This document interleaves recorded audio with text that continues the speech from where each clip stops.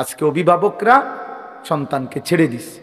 16 বছরের একটা ছেলেকে এবারে নিয়ন্ত্রণ করতে পারে না, এবারে বলে একটা বাপ হয়েছে, বেটা অপদার্থ কথাকার বেটা আইসে দুনিয়ার বাত কতটি আর বন খাইতো আর বিড়ি খাইবে গপ মারে ফালতু। তোমার তোমার 14 বছরের একটা ছেলেকে তুমি এক ওয়াক্ত নামাজ পড়াইতে পারো না, তুমি একটা বাপ হইছো বেটা।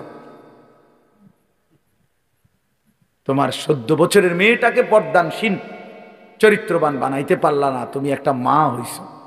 ফালতু কথা, জিন্দিগি বুঝেই না। বাপের কলিজার মধ্যে দুনিয়া, সন্তানের কলিজার মধ্যে দুনিয়া, হিসাব হইল এটাই আসলে। বাপেও বিড়ি খায়, পুতেও বেডি চায়, আর কি তা এক ডকের। বাপে সাদওয়ানে বইয়া টেলিভিশন চায়, পুতে অসৎ বন্ধুদের সাথে একসাথে বৈশা মোবাইল চায়। খালাস, বরাবর সাওয়া সাওয়া বরাবর। যার কারণে বাপেও বুঝে আমার সন্তানের ডাক দিয়ে লাভ হইতো না, আমি ডাক দেব কেন? সেই হিম্মত তো থাকতে হবে, সেই সাহস তো থাকতে হবে। কলিজার ভিতরে আখিরাতের ফিকির যার আছে, যে পরকালকে বিশ্বাস করে, কবরকে বিশ্বাস করে, তার চোখের পানি পড়ার কথা, সে চিৎকার করার কথা যে তুমি আমার সন্তান বাবা, তুমি যদি জাহান্নামী হও, আমি বাপ এটা কেমনে সইব, কেমনে সইব আমি? আমার ছেলে হইয়া যদি মুসলমানের ঘরে জন্ম নিয়া যদি আমার ছেলে কোনোদিন ফজরের নামাজ না পড়ে, আমার এই জিন্দিগির অর্থ কি? আর আমার ফুতের জিন্দিগির অর্থ কি? আমি কিসের বাপ, আমার ফুতে কিসের মুসলমান? কি ও মিয়া, কার ঘর এটা? যে ঘরে সবাই নামাজ না পড়ে ঘুমায়, এ ঘর তো নাফরমানের ঘর, এ তো সাপ বিচ্ছুর ঘর, এ তো কুকুর বিড়ালের ঘর, জন্তু জানোয়ারের ঘর। আল্লাহর নবী বলছে যে ঘরে আল্লাহর জিকির নাই, খোদার কসম নবী বলছে ওইটা কাল বাইতিল খারিব, ওইটা সারা বাড়ি, আলগা বাড়ির মতো, যে বাড়িতে মানুষ থাকে না, কুত্তা থাকে, বিলাই থাকে, সাপ থাকে, বিচ্ছু থাকে, কেচ্ছা থাকে, বেটা মানুষ থাকে না, মানুষ থাকে না।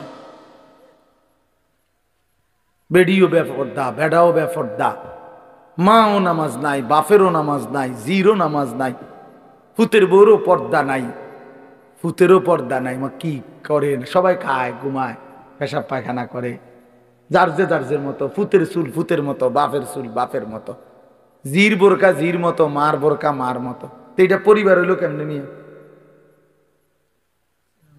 কথা বোঝেন না? এটা পরিবার হইলো? এটা একটা ফ্যামিলি হইলো কি? আমি, আমার বউ, আমার 4টা ছেলে, কারণ সবাই যদি আলগা আলগা হয় তো আমার এটা ফ্যামিলি কো? কথা বলে না কেন? আমার চুল একরকম, আমার পুতের চুল আরেক রকম, মার বোরকা কালো, জির বোরকা রঙ্গিলা, তো এটা ফ্যামিলি হলো কেমনি? কার লগে কার মিল? এটা তো কোনো পরিবার না, এটা তো ব্যাচেলার, এটা তো সব ব্যাচেলারে না, এগুলো এটা তো মনে হয় হোস্টেলে না থাকে এক একজন এক একজন। আপনারা ভাবেন, আর কত বছর বলবো আপনাদেরকে? বলেন কত বছর আর বলবো? এই জিন্দিগিও তো ক্লান্ত হয়ে গেছে। এই জন্য বাপ, ছেলেরা, বাবা কেন নষ্ট হয়ে যাচ্ছ? বলো বাবা, কেন নামাজ পড়ছো না বাবা?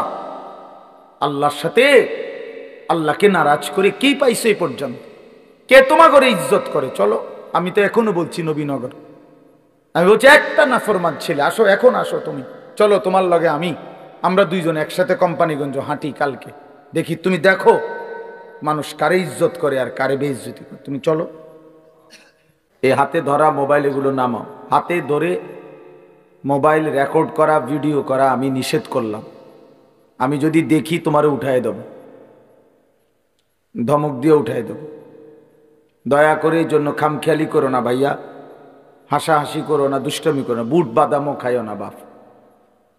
কারো যদি অসুবিধা হয় তুমি চলে যাও, কোনো সমস্যা নেই, কোনো অসুবিধা, আমি এখতিয়ার দিলাম যে কেউ, কিন্তু আমি কিন্তু খামখেয়ালি পছন্দ করি না, এটা সবাই জানে।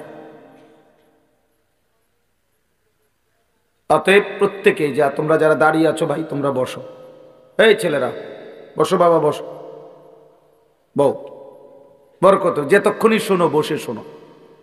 যখন ভাল লাগবে না উঠা হাইটে আইসো, অসুবিধা নেই, আমার কোনো আপত্তি নেই। আমি কখনোই শ্রোতা গণি না, এটা নিয়ে আমার পেরেশানি নেই। আগের থেকে এটা আমার অভ্যাস। আজকে 21 বছরের মতো দেখতে দেখতে ফুরায় গেছে। এই ছোট বড় কম বেশি সব মাহফিলেই আমি সমান তালে বয়ান করার চেষ্টা করছি, আলহামদুলিল্লাহ। এটা আমার সবসময়ের অভ্যাস। বড় মাহফিলও দেখছি, ছোট মাহফিলও দেখছি, এতে কোনো সমস্যা নেই। শ্রোতা নিয়ে কোনো, সংখ্যা নিয়ে কোনো টেনশন নেই। আল্লাহর কথা মনোযোগ দিলে আমার সময়টাও কাজে লাগলো, আপনাদেরটাও কাজে লাগলো। নওজোয়ান তোমার সময়টাও কাজে লাগলো। 24 ঘন্টা জিন্দিগি অবহেলা, খামখেয়ালি, গাফলত, এটা বাবা ইনসাফ না। একজন মানুষের সারা দিন রাত সারাক্ষণই হাসে, দুষ্টামি করে, নিজের মতো মজাক করে, খামখেয়ালি করে, এটা তো আসলে সুস্থ স্বাভাবিক কোনো মানুষের পরিচয় না। একজন সুস্থ স্বাভাবিক মানুষ, তার জীবনের একটা পরিকল্পনা থাকে। আমি খাবো কখন, নাস্তা করব কখন, ঘুমাবো কখন, কতক্ষণ ঘুমাবো, আমার জীবনের একটা লক্ষ্য উদ্দেশ্য থাকে। আমরা ছোট্টবেলায় প্রাইমারি স্কুলে যখন পড়ছি, আমার পুরা মনে আছে, আমরা বাংলাতেও ইংরেজিতেও রচনা শিখছি। এইম ইন লাইফ আমার জীবনের লক্ষ্য। বাংলা রচনাও লিখছি, ইংরেজিতেও রচনা লিখছি। জীবনের একটা লক্ষ্য উদ্দেশ্য থাকে, টার্গেট থাকে। আমি কোথায় যাচ্ছি, আমার গন্তব্য কোথায়, আমার মঞ্জিল কোথায়, আমি কোথায় গিয়ে থামব। এইটা যদি কেউ না বুঝে, তো তার মতো অপদার্থ আর কেউ হইতে পারে না। এ তো একদম লাওয়ারিশ মানুষ, বেওয়ারিশ, তার কোনো আগামাথা নাই। মনে করেন একটা বাসে উঠে যদি একজন লোক, তো কন্ট্রাক্টর যদি জিজ্ঞাসা করে কই নামবেন, সে যদি বলে তোমার মন মতো একখানে নামাই দিও, তো সে কি বলবে? হেল্পার রে ডাক দিয়ে বলবে এই পাগল উঠাইছো কেন? বলবে না যে এই পাগল, এই মাতাল রে উঠাইছো কিত্তা, এই পাগল তো জানেই না কই নামবে। সে তো তার মঞ্জিলই চেনে না, গন্তব্যই জানে না। এজন্য যে গন্তব্য চিনে না সে পাগল, সে মাতাল। আমাদের গন্তব্য চিনা উচিত। আমরা এখন আছি হায়াতে, আমরা যাব কবরে, সেখান থেকে উঠবো হাসরের মাঠে। সেখানে আমাদের প্রত্যেকের আমল নামা, আমার জিন্দিগির যাবতীয় কর্মকাণ্ডের হিসাব আমাদের হাতে দেয়া হবে। সেইটা নিয়ে দুইটা কাজ করতে হবে। একটা হলো মিজানের পাল্লায় ওজনের জন্য দিতে হবে, আরেকটা হলো ওই আমল নামাটা হাতে নিয়ে আল্লাহ তাআলার মুখোমুখি হইতে হবে, সামনাসামনি হইতে হবে। আল্লাহ তাআলা দেখবেন, জিজ্ঞেস করবেন।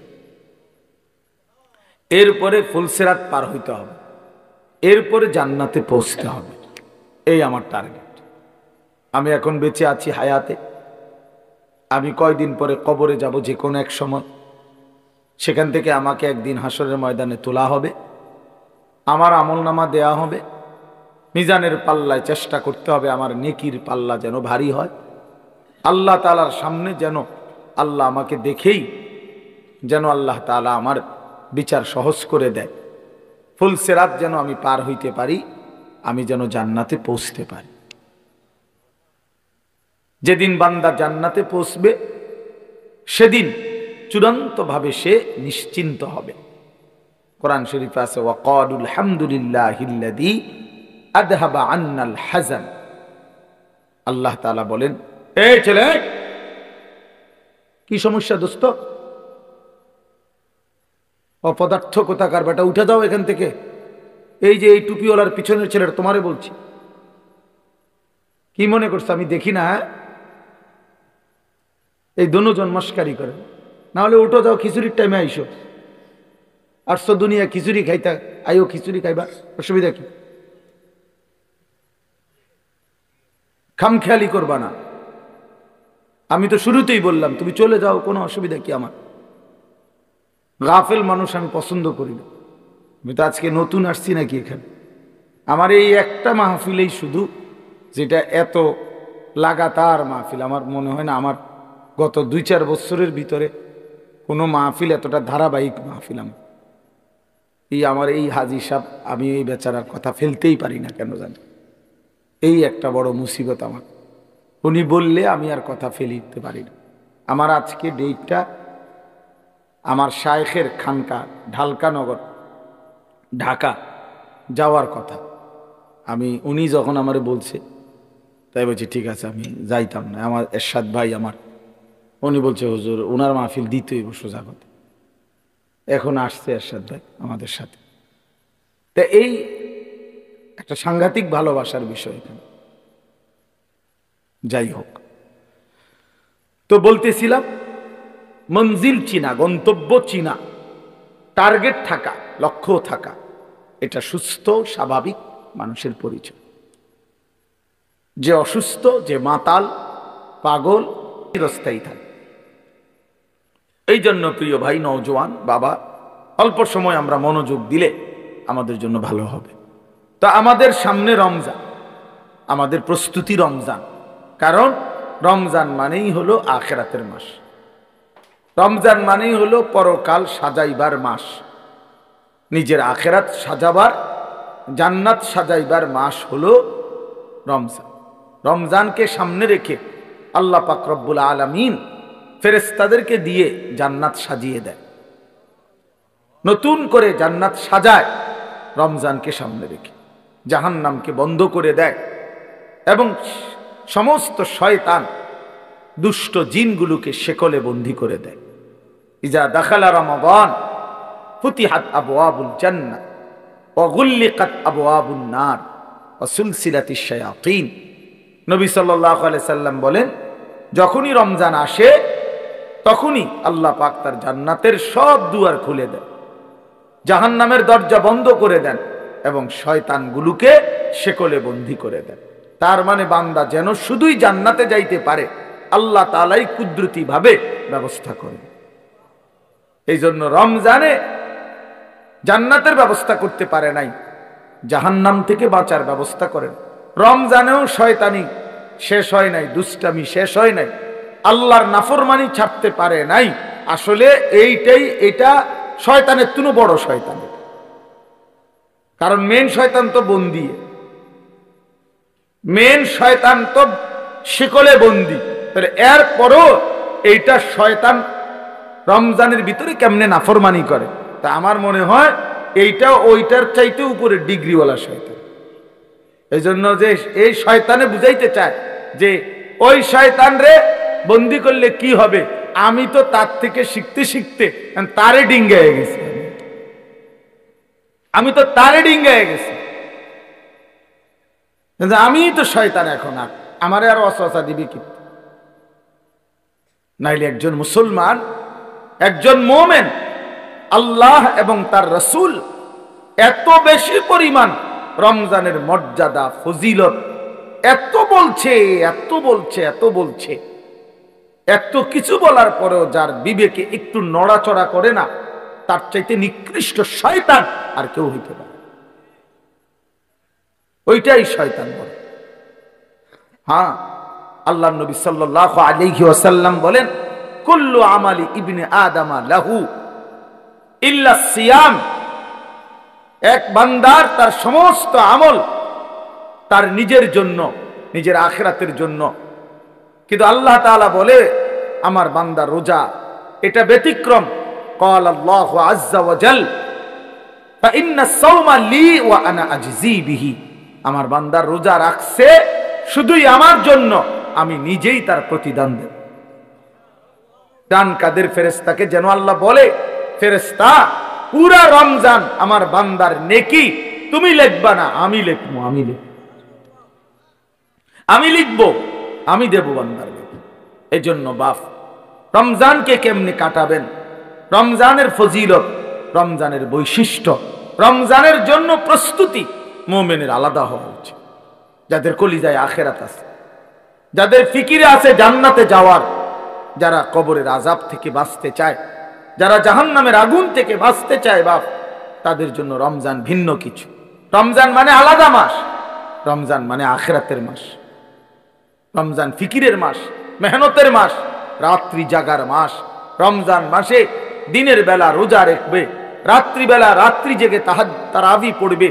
আল্লাহ তাআলা এমন ভাবে সাজাইছেন যে বান্দা 30টা দিন তুমি কষ্ট মুজাহাদা পরিশ্রম করে আমার রমজানটাকে কদর করো, 30 দিন পরে আমি আল্লাহ তোমাকে মুত্তাকি বানিয়ে জান্নাতি বানিয়ে দেব, জান্নাতি বানিয়ে দেব।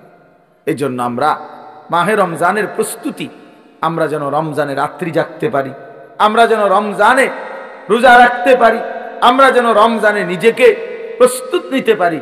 এই জন্য আল্লাহ তাআলা 15 দিন আগেই আল্লাহ তাআলা যেন আরেকটা প্র্যাকটিক্যাল আমার মধ্যে যেন হিম্মত, আমার মধ্যে যেন রোজার শক্তি, আমার ভিতরে যেন রমজানকে পালন করার মজবুত হিম্মত আসে। এই জন্য আল্লাহ তাআলা রমজানের 15 দিন আগে লাইলাতুন নিসফে মিন শাবান এই রাত্রিটিকেও আল্লাহ দান করেছেন। বলছেন বান্দা শবে বরাত নামের এই লাইলাতুন নিসফে মিন শাবান এই রাত্রিটিতে সারা রাত আল্লাহর বন্দিগিতে জেগে থাকো, পরের দিন রোজা রাখো, এই হিম্মত নিয়ে রমজানের মধ্যে আগে বাড়ো, আগে বাড়ো। এটা একটা প্রস্তুতি নাও, এটা একটা প্রশিক্ষণ নাও, প্রশিক্ষণ। সেই রাত্রিটাও আগামীকাল আমাদের সামনে শবে বরাত লাইলাতুন নিসফে মিন শাবান, অত্যন্ত মহিমান্বিত মর্যাদাপূর্ণ একটি রাত শবে বরাত, যেটা আমরা শব্দটা তো জানি, কিন্তু আমরা যথাযথ বন্দিগি করতে জানি না। শবে বরাত এটা আল্লাহ তাআলা আমাদের প্রিয় নবী সাল্লাল্লাহু আলাইহি ওয়াসাল্লামের মাধ্যমে আল্লাহ তাআলা আমাদের জন্য দান করেছেন। হাদিসের মধ্যে আছে হযরত মুআজ ইবনে জাবাল রাদিয়াল্লাহু তাআলা আনহু, সহিহ ইবনে হিব্বান সহ কিতাবে আছে, এবং মুহাদ্দিসিনে কেরামের বিশ্লেষণে, সব ঘরানার মুহাদ্দিসিন ওনাদের বিশ্লেষণে এই হাদিসটি সহিহ হাদিস। হযরত মুআজ ইবনে জাবাল থেকে বর্ণিত, তিনি বলেন আল্লাহর নবী সাল্লাল্লাহু আলাইহি ওয়াসাল্লাম বলেছেন, ইয়াত্তালিউল্লাহু তাআলা ইলা খালকিহি ফি লাইলাতিন নিসফি মিন শাবান ফায়াগফিরু লিজামিই খালকিহি ইল্লা লিমুশরিকিন আও মুশাহিন।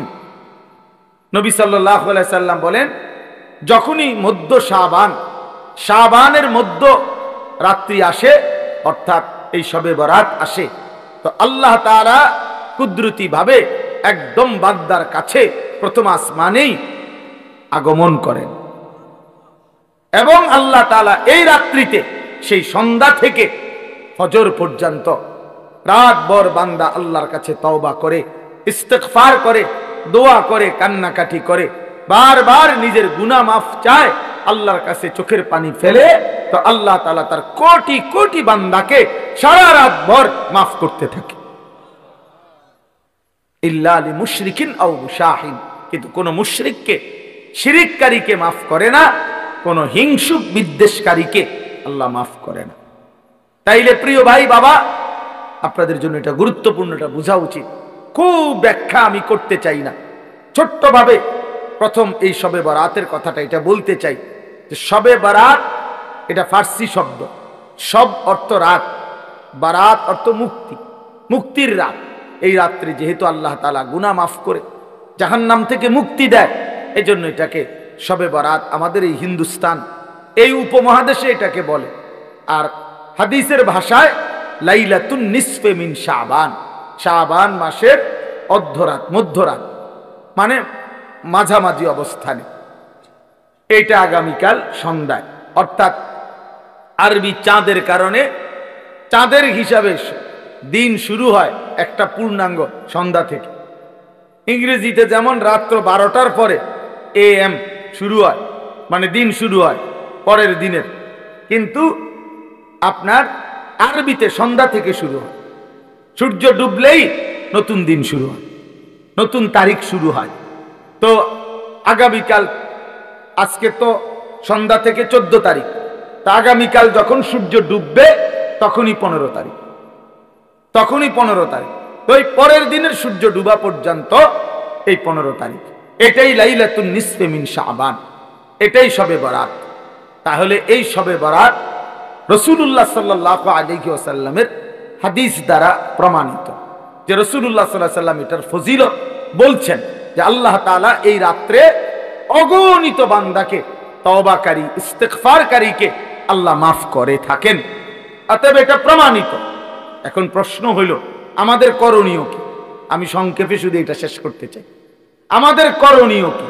আমাদের করণীয় হলো এই রাত্রি জেগে ইবাদত করা, ইহয়াউল লাইল, রাত্রিটাকে জীবিত করা ইবাদতের মাধ্যমে। কিয়ামুল লাইল, রাত্রিটাকে দাঁড়িয়ে অর্থাৎ আল্লাহর ইবাদতের মাধ্যমে কাটানো, এটাই মূল মাকসাদ। হাদিসের বক্তব্য এটাই বক্তব্য যে রাত্রি জেগে ইবাদত করো। নবী সাল্লাল্লাহু আলাইহি ওয়াসাল্লাম বলছেন, কুমু লাইলাহা ওয়া সুমু ইয়াওমাহা, তোমরা রাত্রি জাগো আর দিনের বেলা রোজা রাখো। তাহলে আমাদের দুইটাই কাজ, একটা হলো রাত্রি জেগে ইবাদত করা, পরের দিন রোজা রাখা। অর্থাৎ আগামীকাল শুক্রবার দিবাগত রাত আপনি আল্লাহর ইবাদত করবেন, শনিবার শুক্রবারে সেহরি খেয়ে শনিবার দিন রোজা রাখবেন, খালাস, এটাই। তাহলে আল্লাহ তাআলা শবে বরাত আমাদের জন্য দিয়েছেন, রাসূলুল্লাহ সাল্লাল্লাহু আলাইহি ওয়াসাল্লাম শুনিয়েছেন ইবাদত করতে, ইবাদতের রাত, ইবাদতের রাত। আর নফল ইবাদতের ক্ষেত্রে বান্দার কাছে কোরআন সুন্নাহর এটাই বক্তব্য, এটা কোনো ফরজ ইবাদত না, এটা ওয়াজিব ইবাদত না, এটা নফল ইবাদত। শবে বরাত কি ইবাদত বলেন? সবাই বলেন কি ইবাদত? আর নফল ইবাদতের মধ্যে একাকিত্ব, এটাই কাম্য, এটাই কোরআন সুন্নাহর ভাষ্য, যে একাকী, প্রত্যেকেই মুস্তাকিল নফল ইবাদত নিজের মতো করে নিজের জন্য করবে, নিজের জন্য করবে। আমি আর আপনি সমান না। আমি আমার বয়স হিসাবে আমি 40 রাকাত নামাজ পড়তে পারবো, আপনি পারবেন 20 রাকাত। আরেকজনে 100 রাকাত নফল পড়তে পারবে সে ইচ্ছা করলে, সে তার বয়স মাত্র 20 বছর, তারেও আপনি দিলেন 12 রাকাত, 80 বছরের বুড়া মিয়ারেও দিলেন 12 রাকাত। এটা ইনসাফ হলো না, এটা নফল হলো না, এটা তো বাধ্যতামূলক করে দিলেন, এটা তো বাধ্যতামূলক করে দিলেন। অথচ এই যুবক তো ইচ্ছা করলে এক রাত্রিতে সে 100 রাকাত নফল করতে পারত, কারণ তার তো শরীর আছে, তার তো সামর্থ্য আছে। আমরা কিতাবে পড়ছি, আবু ইসহাক আস-সাবিঈ এক বড় বুজুর্গ ছিলেন, উনি বলছিলেন, যুবক যৌবন কালে এমন হাজারো রাত, শত শত রাত আমার জীবন থেকে গিয়েছে, যেই রাত্রিগুলোতে আমি এক রাকাতে পুরা সূরা বাকারা 3.5 পারার মতো পুরাটা তেলাওয়াত করে ফেলেছি, তেলাওয়াত করে ফেলেছি। হযরতে উসমান রাদিয়াল্লাহু তাআলা আনহুর মতো সাহাবী এক রাকাতে পুরা মুকাম্মাল কোরআনুল কারীম এক খতম দাঁড়ায়া পড়ে ফেলছে রাত্রে। তাইলে নফল আমল সবার কি বরাবর? কথা বলেন না কেন? তাইলে আল্লাহর নবী সাল্লাল্লাহু আলাইহি সাল্লাম, ওনার স্ত্রী আম্মা জান আয়েশা, নবীজির বিবি, উনি বর্ণনা করছেন, আল্লাহর নবী সাল্লাল্লাহু আলাইহি সাল্লাম, কানা রাসূলুল্লাহ সাল্লাল্লাহু আলাইহি ওয়াসাল্লাম ইউসাল্লি বিল লাইল, রাত্রি বেলা নবীজি নামাজ পড়তেছিলেন। ফাআতালা সুজুদ, সিজদাটা লম্বা করলেন, লম্বা একটা সিজদা দিলেন। হাত্তা জানান্তু আন্নাহু কাদ কুবিজা, হযরত আয়েশা নিজে বলতেছেন, আমি ভাবলাম এত লম্বা সিজদা না জানি নবীজি ইন্তেকাল করলেন কিনা, আর তো মাথায় উঠায় না, কখন সিজদা দিলেন, আহারে মাথায় তো তুলতেছে না।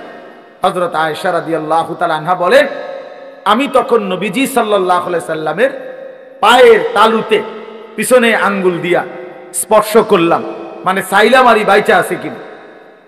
আল্লাহর নবী সাল্লাল্লাহু আলাইহি সাল্লাম একটু পরে যখন নামাজের সালাম ফিরাইলেন, তো নবীজি জিজ্ঞেস করলেন, আয়েশা তুমি কি ভেবেছো আমি তোমার উপরে কোনো জুলুম করেছি? অর্থাৎ তোমার সাথে না থেকে রাত্রিটা আল্লাহর ইবাদতে কাটায় দিছি, এতে কষ্ট পাইলা তুমি? হযরত আয়েশা বলেন, ইয়া রাসূলুল্লাহ, না, আমি কষ্টের কারণে বলি নাই, আমি মূলত ভেবেছিলাম এত লম্বা সেজদা দিছেন, না জানি আপনার ইন্তেকাল হয়েছে কিনা, এই জন্য আমার ভয় লাগছে দেখে আমি আঙ্গুলটা স্পর্শ করছি, আমার চাহিদার জন্য না, আমি আপনার পেরেশানিতে করছি। তো আল্লাহর নবী সাল্লাল্লাহু আলাইহি ওয়াসাল্লাম বললেন, আয়েশা তুমি কি জানো আজকের রাত কোন রাত? তখন হযরত আয়েশা বললেন, জানি না ইয়া রাসূলুল্লাহ, আপনি জানেন, আপনি বলেন। তো আল্লাহর নবী সাল্লাল্লাহু আলাইহি ওয়াসাল্লাম বলেন, এই আজকের রাত্রি হচ্ছে লাইলাতুন নিসফে মিন শাবান, এটাই শবে বরাত। এটা শাবানের মধ্যরাত। এই রাত্রিতে আল্লাহ তাআলা যত লোক আল্লাহর কাছে গুনাহ মাফ চায়, তওবা করে, আল্লাহ তাদেরকে মাফ করে থাকে। যত লোক আল্লাহর কাছে দয়া ভিক্ষা করে, তো আল্লাহ তাআলা তাদের উপরে দয়া করে, দয়া করে। তাইলে আল্লাহর নবী সাল্লাল্লাহু আলাইহি সাল্লাম এত লম্বা সেজদা দিছেন যে নবীর বিবি উনি পর্যন্ত ভয় পাচ্ছিলেন যে ইন্তেকাল করলেন কিনা। তাইলে নফল ইবাদত, নফল ইবাদত একটা লক্ষণীয় কথা বোঝেন। শুনতেছেন আপনারা? আরে ভাই বুঝতেছেন আপনারা?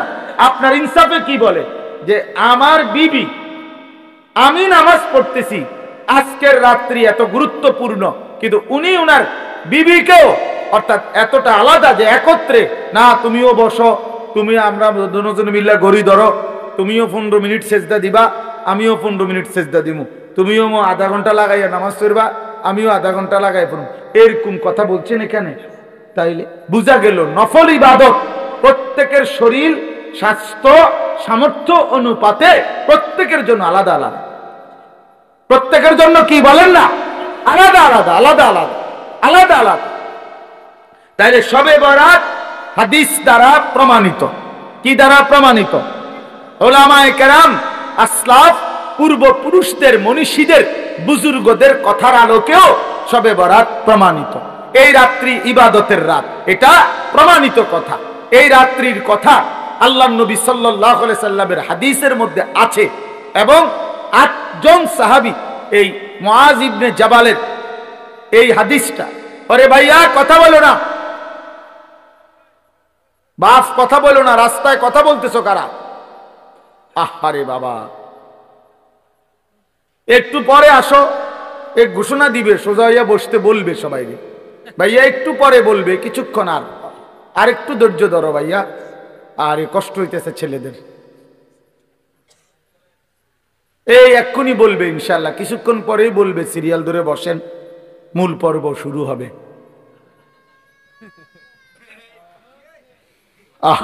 আফসুস আফসুস আফসুস জিন্দিগি, আফসুস এই জিন্দিগি, যে জিন্দিগি কোনো ফিকির নাই। মুসলমানের সন্তান আমরা, প্রিয় ছেলেরা, বাবা, কোনো খাবারই শেষ সমাধান না, সেটা বিরিয়ানি হোক আর আরো ভালো কিছু হোক, সব কিছুরই গন্তব্য বাথরুম। না, এটাই তো সত্য। সেটা আরো দামি হোক কিছু খাবার, কিন্তু গন্তব্য তো বাথরুম। এছাড়া আর কি, এছাড়া আর কি? তাহলে এক মানুষের জিন্দিগির টার্গেট যদি হয় বিরিয়ানি, তো এই বিরিয়ানির পরিণতি যেহেতু টয়লেট শেষ ঠিকানা, তো তোমার জিন্দিগির টার্গেটও টয়লেটে। বাথরুম ছাড়া আর কি, টয়লেট ছাড়া আর কি? খাবে, ঘুমাবে, পেশাব করবে, বাথরুম টয়লেট সারবে, আর মাঝখানে টাইম যৌন চাহিদা পূরণ করবে, খালাস, এতটুকুই জিন্দিগি। এবার কেউ যদি, আমি সবসময় বলি, প্রতিদিন বলি এ কথা, যে জীবন শুধু এটাই বুঝছে, জীবন মানে খাবার, পেশাব পায়খানা, ঘুম আর যৌন চাহিদা, লজ্জাস্থানের চাহিদা পূরণ, এতটুকুই যে জীবন বুঝছে যে এটাই আমার জীবন, এই জীবন জানোয়ারের জীবন। এই জীবন কি? জানোয়ার। এই জীবন কুকুরের জীবন, কুত্তার জীবন। কারণ ওই কুকুরও খায়, ঘুমায়, পেশাব পায়খানা করে, কুকুরেরও যৌন চাহিদা পূরণ হয়। এই জন্য কুকুরেরও বাচ্চা কাচ্চা হয়। তো তার যদি যৌন চাহিদা পূরণ না হতো, তাহলে বাচ্চা হয় কেমন? এই জন্য কোরআনুল কারীমে আল্লাহ তাআলা বলছে, ওয়াত্তাবাআ হাওয়াহু ফামাসালুহু কামাসালিল কালব।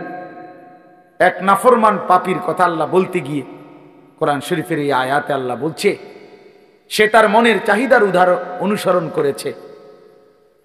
এই বালআম বাউরা, এক কাফের, এক মুশরিক, এক পাপী, প্রথমত ইমানদার ছিল, কিন্তু মনের ইচ্ছা চাহিদার অনুসরণ করেছে। আল্লাহ বলছে, সে তার মনের ইচ্ছারও যখন অনুসরণ করলো, এবার তার উদাহরণ হয়ে গেল কামাসালিল কালব, কুত্তার মতো। কোরআন শরীফের আয়াত। লোকটা ইমানদার ছিল কিনা? ইমানদার ছিল, শতবার খাঁটি ইমানদার ছিল, যেদিন সম্পদের লোভে নিজের মনের চাহিদা মতো অনুসরণ করেছে, আল্লাহ তখন বলছে তার উদাহরণ কুত্তার মতো হয়ে গেছে, কামাসালিল কাল। এজন্য প্রিয় বন্ধু মনে রাখো, প্রতিদিন আমি এটা বলি, ছেলেরা বাবা তোমার পরিচয় তুমি মিলায় নি, আমার দরকার নেই, আমার এত সময়ও নাই। তোমার পরিচয় তুমি মিলাও, আমার পরিচয় আমি মিলাই। প্রত্যেকেই হিসাব লাগাও, হ্যাঁ নিজেরে নিজে হিসাব করো। জীবন কামাসালিল কাল, কুত্তার জিন্দেগি। এজন্য আমি সব সময় বলি, যে কপালে সেজদা নাই, ওই বেনামাজি যেগুলো, এগুলোর জিন্দেগি কুত্তার জিন্দেগি, কুকুরের জিন্দেগি। এজন্য নওজোয়ান ছেলেরা মনে রাখো, তোমাদের যাদের কপালে সেজদা নাই, তোমার জীবন কুত্তার জীবন। খাও বিরিয়ানি খাও, খিচুড়ি খাও, কোনো অসুবিধা নেই, অসুবিধা। যার যার বাড়িতে টয়লেট তো আছেই, খাইবা না, বাথরুম তো আছেই, ভাত খাও। যা মুখে অর্জন করলা তা বাথরুমে ক্লিয়ার করে দিলে, খালাস, তো আর অর্জন করি জীবনের, এ তো গেল গাই। এই জন্য আমরা এটা বোঝা উচিত, আমাদের এটা ফিকির থাকতে হবে। আমরা মুসলমান, মুসলমানের 10 বছরের বাচ্চাও দামি, মুসলমানের 6 বছরের বাচ্চাও দামি, মুসলমানের 60 বছরের বুড়া মানুষও দামি, মুসলমানের 1 সেকেন্ড দামি, মুসলমানের 1 মুহূর্ত দামি। আমার প্রতি মিনিটের হিসাব হয়, আমার প্রতি মুহূর্তের হিসাব হয়, আমার প্রতিটা নিঃশ্বাসের হিসাব হয়।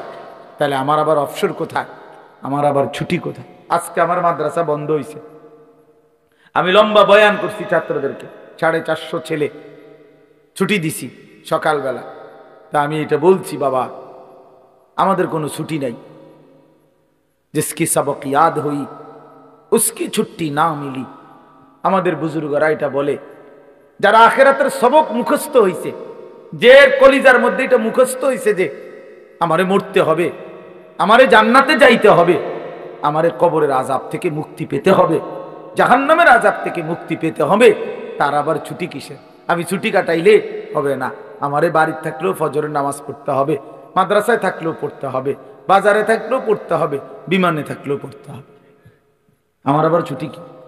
আমার কোনো শুক্রবার নাই, আমার কোনো 21শে ফেব্রুয়ারি নাই, আমার কোনো 16ই ডিসেম্বর নাই, আমার কোনো 26শে মার্চ নাই, আমার কোনো ছুটি নাই।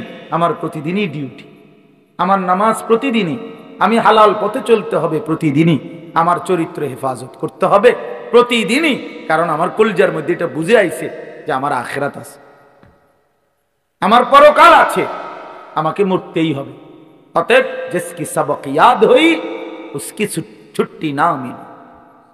যার সবক ইয়াদ হইছে, মানে আখিরাতের পড়া মুখস্থ হইছে, আখিরাত কলিজার মধ্যে ঢুকছে, তার আবার ছুটি নেই, তার ছুটি নেই। ছুটি হলো নাফরমানের, যে মনে করছে আমি এখন মুক্ত স্বাধীন, আমার আব্বা যেহেতু আমার কিছু বলে না, আমি নারী দেখতে থাকি, আমার মা যেহেতু আর কিছু বলে না, আমি এখন ছবি দেখতে থাকি, আমার গ্রামবাসী কেউ আমারে ডাকে না।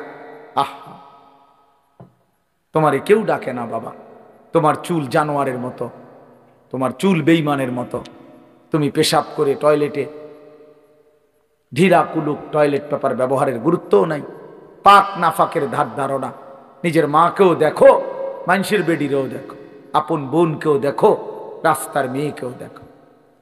আহ, ওই দেখেন, ওই ওরা ওই কথা বলতেছে।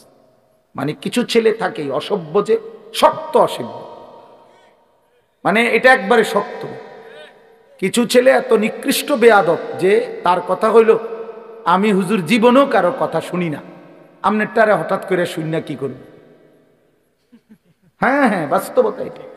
মানে এত বড় নিকৃষ্ট বেয়াদব যে আমি আসছি হুজুরে খিচুড়ি খাইতাম, হ্যাঁ যেহেতু আমনের কথার কারণে দেরি হইতেছে দেখে বইয়া রয়েছি নিরুপায় হইয়া, কথা বুঝছেন না? হ্যাঁ, কাজে আমি যেহেতু কারো কথা শুনিয়ে না, আহা, আমি নজর রাখি ছেলে মিয়া, এটা আমার সারা জীবনের অভ্যাস। এই জন্য আমি আমি 1 মিনিট বললো, আমি হাসাহাসি তামাশা পছন্দ করি না। আমরা আমাদের এই ছেলেদেরকে ফিরাইতে হবে, আমাদের এটা সিদ্ধান্ত ইনশাআল্লাহ। আলহামদুলিল্লাহ আমরা আমাদের মাদ্রাসায়, আমার যে ক্যান্টনমেন্টের মাদ্রাসা, এই 8 তারিখ গত শনিবার আল্লাহর দয়ায় আমরা শুধু 16 বছর থেকে 30 বছর যাদের বয়স এমন ছেলেদের আলাদা ইসলাহি মজলিস করছি। সকাল 10টা থেকে 4:30 পর্যন্ত আমার মাওলানা ইয়াহিয়া বয়ান করছে, আমরা বয়ান করছি। আমার শায়েখ আল্লামা মুফতি মুশতাকুন নবী সাহেব, মুফতি আমজাদ সাহেব, মুফতি ইউসুফ বিন ইকবাল, ওনারা সব বয়ান করছেন। একজন বড় ডাক্তার বয়ান করছেন ধারাবাহিক ছেলেদের চরিত্র আখলাকের উপর। প্রায় 600 ছেলে শুধু এই বয়সী আসছে আলহামদুলিল্লাহ, শুধু নওজোয়ান 16 থেকে 30-এর নিচে। এবং আমরা আরো বড় স্বপ্ন আছে ইনশাআল্লাহ। তো বললাম যে এটা আমার ইচ্ছা, আমার ছেলেরা বদলাইতে হবে আল্লাহর দয়া, ছেড়ে দেওয়ার কোনো সুযোগ নেই। আজকে অভিভাবকরা সন্তানকে ছেড়ে দিচ্ছে। 16 বছরের একটা ছেলেকে এবারটা নিয়ন্ত্রণ করতে পারে না, এবারটা বলে একটা বাপ হয়েছে, বেটা অপদার্থ কথা কার বেটা আইসে দুনিয়াত বাত কত আর বন খাইতো আর বিড়ি খাইবে গপ মারে ফালতু। তোমার 14 বছরের একটা ছেলেকে তুমি 1 ওয়াক্ত নামাজ পড়াইতে পারো না, তুমি একটা বাপ হইছো বেটা। তোমার 14 বছরের মেয়েটাকে পর্দানশীল চরিত্রবান বানাইতে পারলা না, তুমি একটা মা হইছো। ফালতু কথা, জিন্দেগি বুঝেই না। বাপের কলিজার মধ্যে দুনিয়া, সন্তানের কলিজার মধ্যে দুনিয়া, হিসাব হইল এটাই আসলে। বাপেও বিড়ি খায়, পুতেও বেডি চায়, আর কি তা এক ডকের। বাপে সাদওয়ানে বইয়া টেলিভিশন চায়, পুতে অসৎ বন্ধুদের সাথে একসাথে বসে মোবাইল চায়। খালাস, বরাবর সাওয়া সাওয়া বরাবর। যার কারণে বাপেও বুঝে আমার সন্তানরে ডাক দিয়ে লাভ হইতো না, আমি ডাক দেব কেন? সেই হিম্মত তো থাকতে হবে, সেই সাহস তো থাকতে হবে। কলিজার ভিতরে আখিরাতের ফিকির যার আছে, যে পরকালকে বিশ্বাস করে, খবরকে বিশ্বাস করে, তার চোখের পানি পড়ার কথা, সে চিৎকার করার কথা যে তুমি আমার সন্তান বাবা, তুমি যদি জাহান্নামী হও, আমি বাপ এটা কেমনে সইব, কেমনে সইব আমি? আমার ছেলে হইয়া যদি মুসলমানের ঘরে জন্ম নিয়া যদি আমার ছেলে কোনোদিন ফজরের নামাজ না পড়ে, আমার এই জিন্দিগির অর্থ কি? আর আমার ফুতের জিন্দিগির অর্থ কি? আমি কিসের বাপ, আমার ফুতে কিসের মুসলমান? কি ও মিয়া, কার ঘর এটা? যে ঘরে সবাই নামাজ না পড়ে ঘুমায়, এ ঘর তো নাফরমানের ঘর, এ তো সাপ বিচ্ছুর ঘর, এ তো কুকুর বিড়ালের ঘর, জন্তু জানোয়ারের ঘর। আল্লাহর নবী বলছে যে ঘরে আল্লাহর জিকির নাই, খোদার কসম নবী বলছে ওইটা কাল বাইতিল খারিব, ওইটা সারা বাড়ি, আলগা বাড়ির মতো, যে বাড়িতে মানুষ থাকে না, কুত্তা থাকে, বিলাই থাকে, সাপ থাকে, বিচ্ছু থাকে, কেচ্ছা থাকে, বেটা মানুষ থাকে না, মানুষ থাকে না। বেডিও বেফরদা, বেড়াও বেফরদা, মাও নামাজ নাই, বাপেরও নামাজ নাই, জিরো নামাজ নাই, ফুতের বউরও পর্দা নাই, ফুতেরও পর্দা নাই। মা কি করে? সবাই খায়, ঘুমায়, পেশাব পায়খানা করে, যার যে মতো। ফুতের চুল ফুতের মতো, বাপের চুল বাপের মতো, জির বোরকা জির মতো, মার বোরকা মার মতো। তো এটা পরিবার হইলো কেমনে নিয়ে?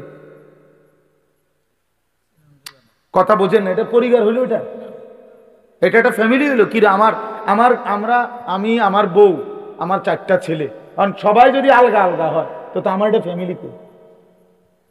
কথা বলে না কেন? আমার চুল একরকম, আমার ফুতের চুল আরেক রকম, মার বোরকা কালো, জির বোরকা রঙ্গিলা, তো এটা ফ্যামিলি হলো কেমনে? কার লগে কার মিল?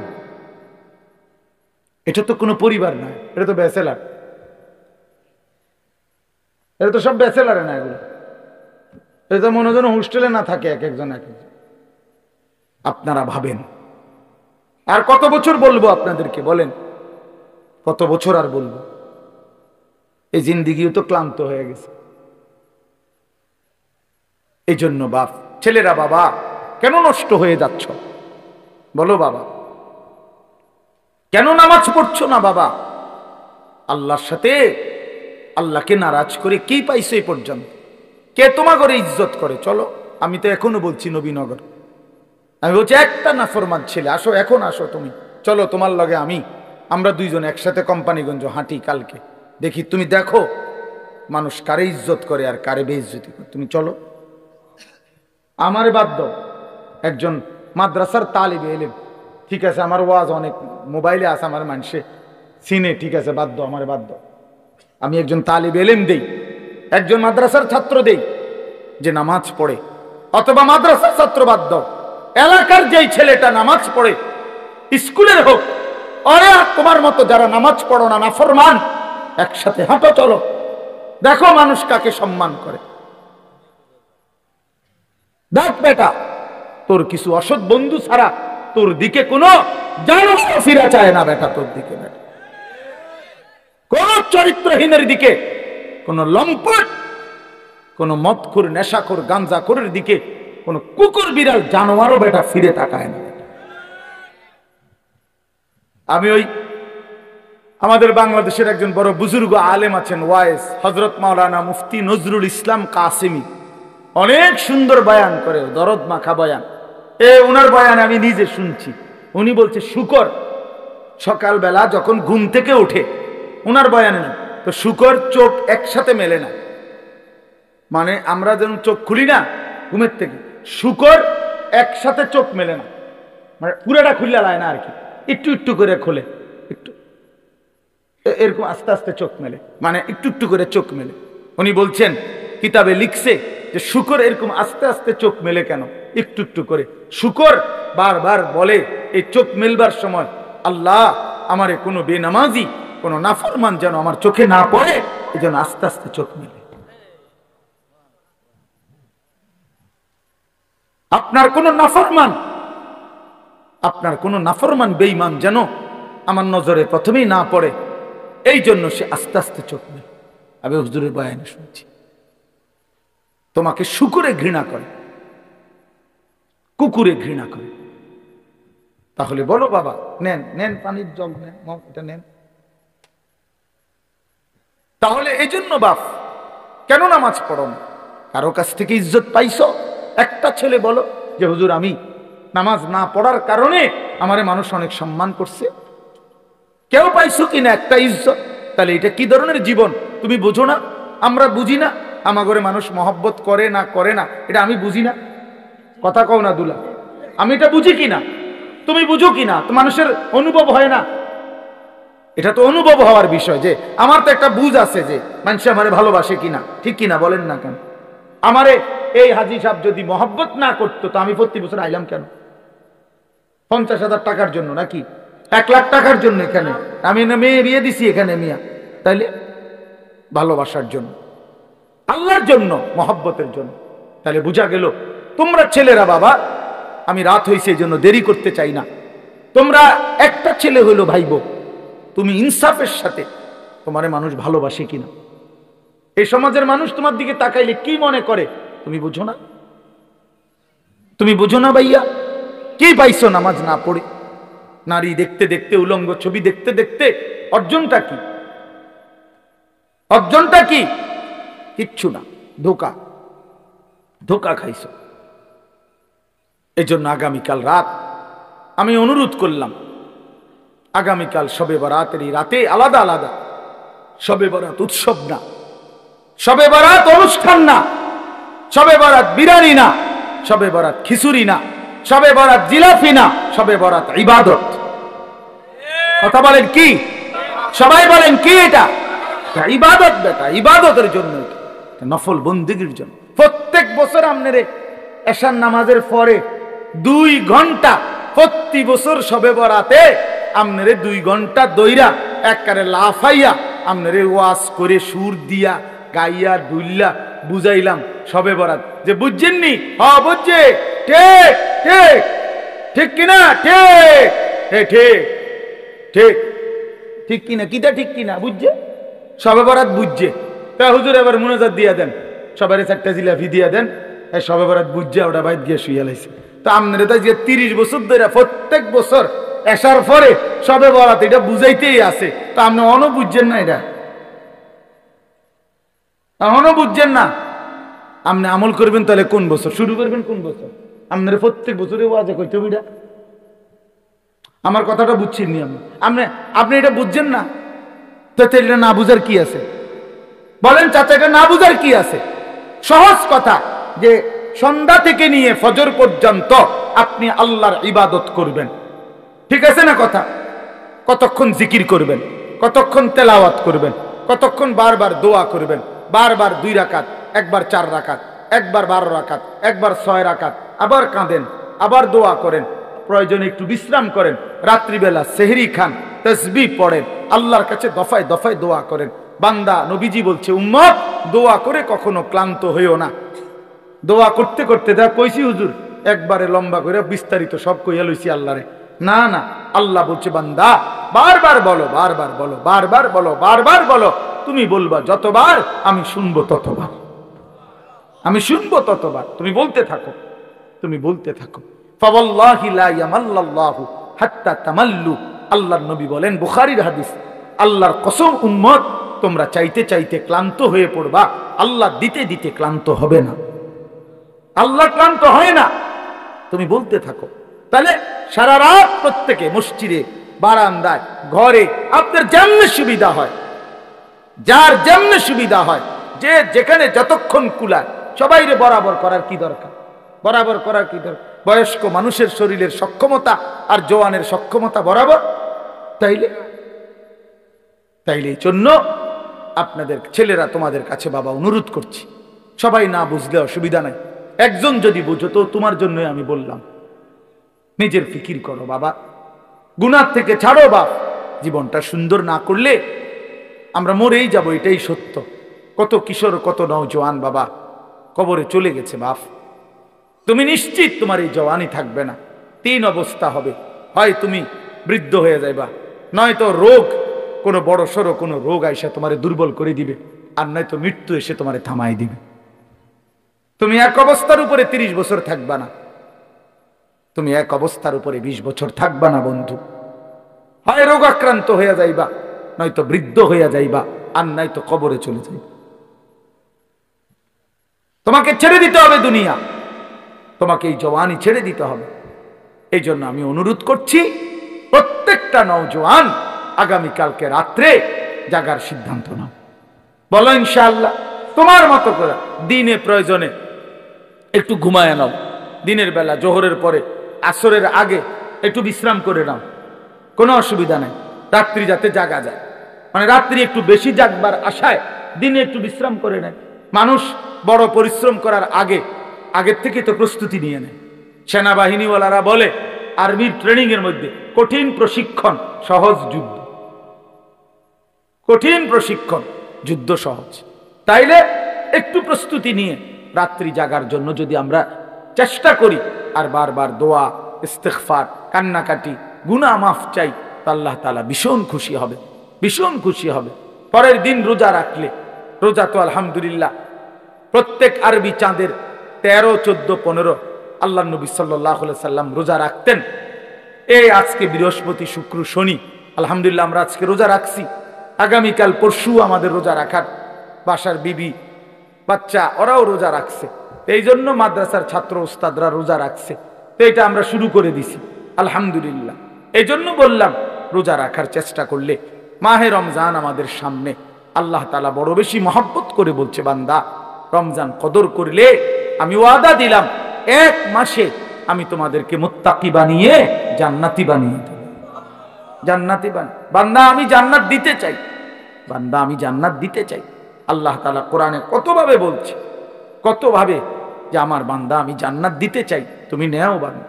ওয়াসারিউ ইলা মাগফিরাতিম মির রাব্বিকুম ওয়া জান্নাতিন, আল্লাহ বলে আমার বান্দা জলদি আসো, আমার থেকে মাগফিরাত নাও এবং আমার জান্নাত নাও। ধরো বান্দা ধরো, আমি দিতে চাচ্ছি তোমার। আল্লাহর নবী সাল্লাল্লাহু আলাইহি সাল্লাম বলছে, হাসরের ময়দানে আল্লাহ জাহান্নামে ফেলে দেওয়ার পরেও ফেরেশতাকে আবার বলবে, ফেরেশতারা আখরিজু মিনান নার মান কানা ফি কলবিহি মিসকালু হাববাতিন মিন খারদালিন মিন ঈমান। আল্লাহ বলবে ফেরেশতারা, এই যে জাহান্নামে যাদেরকে ফেলছো ওদের ভিতরে আবার তালাশ করো, যদি আমার এমন একজন বান্দাও পাও যার দিলের মধ্যে এক বিন্দু সরিষার দানা পরিমাণ ঈমান বাকি আছে, তো তাকেও জাহান্নাম থেকে তুলে আমার জান্নাতে দিয়ে দাও। কি পরিমাণ আল্লাহ পাক জান্নাত দিতে চায়। আমরা হাদিসে পড়ছি আল্লাহর নবী সাল্লাল্লাহু আলাইহি সাল্লাম বলছেন, দুই ব্যক্তিকে আল্লাহ তাআলা জাহান্নাম থেকে উঠাবে, জাহান্নাম থেকে তুলে আনবে, তুলে আইনা মাঝখানে জান্নাত এবং জাহান্নামের মাঝখানে খালি জায়গায় রাখবে।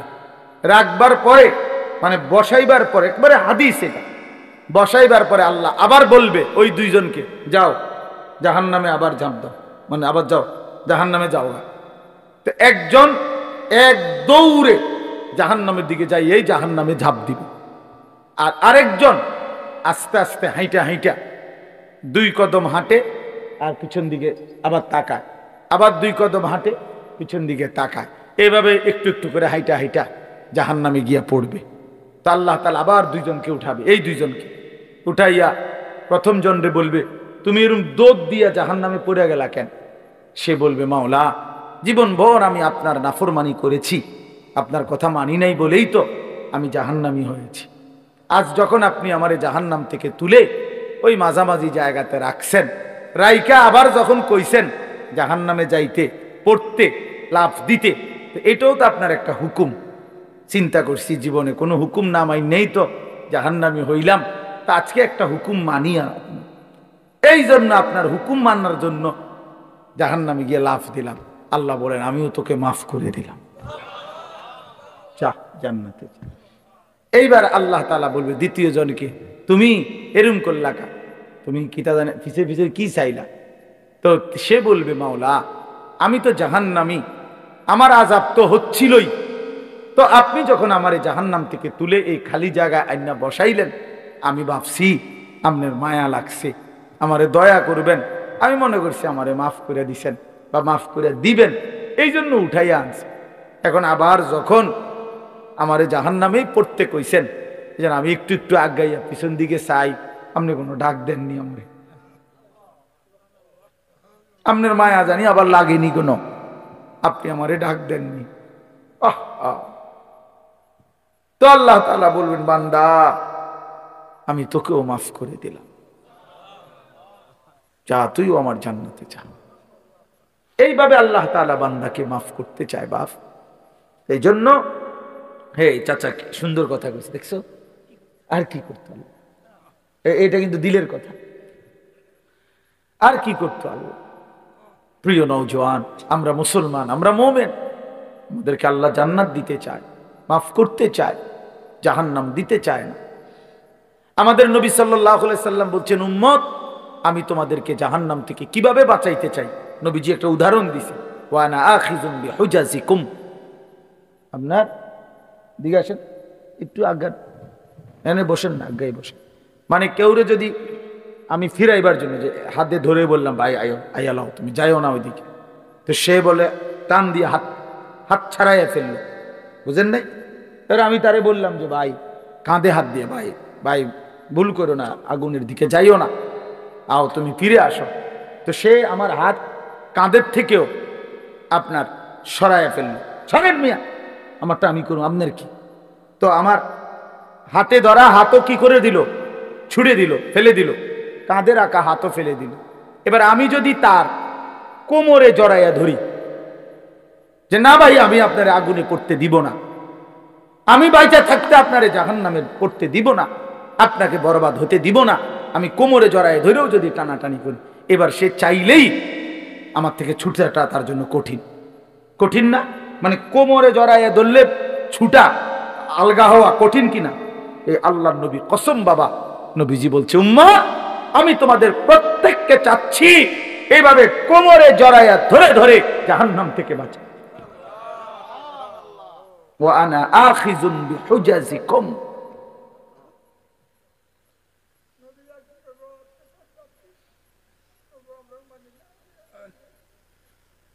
ওয়া আনা আখিযুন বিহুজাজিকুম, আমি তোমাদেরকে কোমরে ধরে ধরে আমার এক এক উম্মতকে জাহান্নাম থেকে বাঁচাইতে চাইছি। এবার ভেবে দেখো ভাইয়া, তোমার জন্য নবী কত কাঁদছে, কতটা ফিকির করছে। দুয়ারে দুয়ারে দুয়ারে দুয়ারে, দাঁড়ে দাঁড়ে নবী উম্মতের কাছে গেছে, কত আঘাত দিছে, কত বেইজ্জতি করছে, কত অপমান করছে। তায়েফের রক্ত ঝরাইছে, পেটে 2টা পাথর বাঁধছে, দান দান শহীদ করে উহুদের ময়দানে পড়ে রইছে। হ্যাঁ, সারা রাত চোখের পানি ফেলছে। আর দিনের বেলা দুয়ারে দুয়ারে, হাটে ঘাটে, মাঠে বাজারে, সর্বত্র নবীজি মানুষকে আল্লাহর দিকে ডাকছে কিনা। কভি আরশ পর, কভি ফরশ পর, কভি উনকে দর, কভি দর বদর, গমে आशिकी तेरा शुक्रिया, मैं कहां कहां से गुजर गया, कभी हो रास्तों में तन्हा, कभी हो गुरूद सहरा, मैं जुनू का हम सफर हूं, मेरा कोई घर नहीं है। নবী যেন এটা বলতেন, কখনো উপরে, কখনো নিচে, কখনো অন্যের দ্বারে, কখনো দুয়ারে দুয়ারে। আল্লাহর রাস্তায় প্রতিটা দুঃখ বেদনা, প্রতিটা আঘাত, মাওলা তোমার শুকরিয়া, তোমার জন্যই সয়েছি। গমে আশিকি তেরা শুকরিয়া, কাহা সে গুজার গায়া, তবু আমি কই থেকে কই চলে গেছি, কোত্থেকে কই ফেরি করছি। কভি রাস্তু মে তন্হা, কখনো রাস্তায় একাকী ছিলাম, একাই বলে গেছি। কভি হো গুরুদে সাহারা, কখনো মরুভূমিতে একাকী হাঁটতে থাকছি, যদি আমার এক উম্মত আল্লাহর দিকে ফিরে আসে। মাই জুনু কা হাম সফর হো, আমি যেন এক নেশা পাগলের মতো সফর করছি, যে দেখি খুঁজে আর কেউ ফিরে কিনা, আর কেউ ফিরে কিনা, আর কেউ। মেরা কোই ঘর নেই, আমার কোনো ঘর নাই, আমার ঘর আখিরাত, আমার ঘর জান্নাত। আল্লাহ তাআলা আমাদের সবাইকে তৌফিক দান করেন। এজন্য ইনশাআল্লাহ রমজানকে কদর করব তো ভাইয়া। ছেলেরা বাপ নামাজ পড়ো, আল্লাহকে ডাকো বাপ, আল্লাহকে। তোমারও হায়াত একদিন শেষ হবে, আমারও হায়াত একদিন শেষ হয়ে যাবে। আল্লাহ তাআলা আজকের এই মাহফিল কবুল করে নেন, কবরবাসীদের রুহের মাগফিরাত দান করেন, এবং এই আয়োজন আল্লাহ তাআলা যেন আমরা থাকি বা না থাকি, আমার হাজী সাহেব তারা না থাকুক, কিন্তু আমাদের সন্তান, তোমরা ছেলেরা, এলাকার নওজোয়ান ছেলেরা, তোমরা ইনশাআল্লাহ আগামী দিনে এই মাহফিল তোমরা চালু রাখবা ইনশাআল্লাহ। ঠিক আছে না ইনশাআল্লাহ? এলাকার তোমরা, এই মহল্লার বা এই মাহফিলের সাথে সম্পৃক্ত তোমরা ইনশাআল্লাহ আগামী দিনে এটা চালু রাখো। আল্লাহ সবাই, কাবা না দেখিয়ে কবরে নিয়েন না, মদিনা না দেখিয়ে কবরে নিয়েন না। আল্লাহ আল্লাহ আল্লাহ আল্লাহ আল্লাহ, আমার এই মাফ করে দেন, আমার এই মাফ করে দেন। আল্লাহ আমার মাদ্রাসা কবুল করে নেন, আল্লাহ আমার মাওলানা ইয়াহইয়াকে কবুল করে নেন, হাফেজ ইরশাদকে আপনি কবুল করে নেন। আল্লাহ আমার বন্ধুদেরকে কবুল করে নেন, দোস্ত আহবাবদেরকে কবুল করে নেন। রব্বির হামহুমা কামা রব্বায়ানি সগীরা। আল্লাহ আগামীকাল শবে বরাত, আল্লাহ আপনি আমাদেরকে রহমত মাগফিরাতের এই রাত জাগার তৌফিক দেন, রমজানের বন্দিগি করার তৌফিক দেন। আল্লাহ ছেলেগুলোকে কদর করার তৌফিক দেন। সুবহান রাব্বিকা রব্বিল ইজ্জাতি আম্মা ইয়াসিফুন ওয়া সালামুন আলাল মুরসালিন ওয়ালহামদুলিল্লাহি রাব্বিল আলামিন। সুযোগ,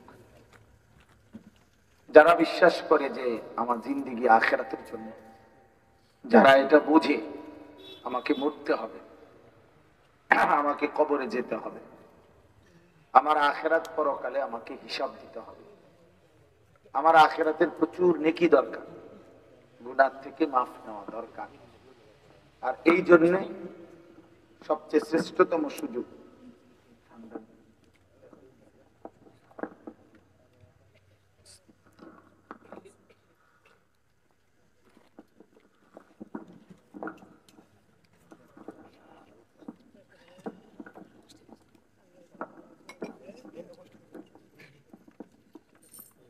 এই মুহূর্তে ওই ওই মানুষটা যে মানুষটার ফিকির আখেরাত, তো তার জন্য বিশ্বাস করেন রমজান বহুতই দাম। আর যার দিলের মধ্যে শুধুই দুনিয়া, তার জন্য রমজান কিছুই না।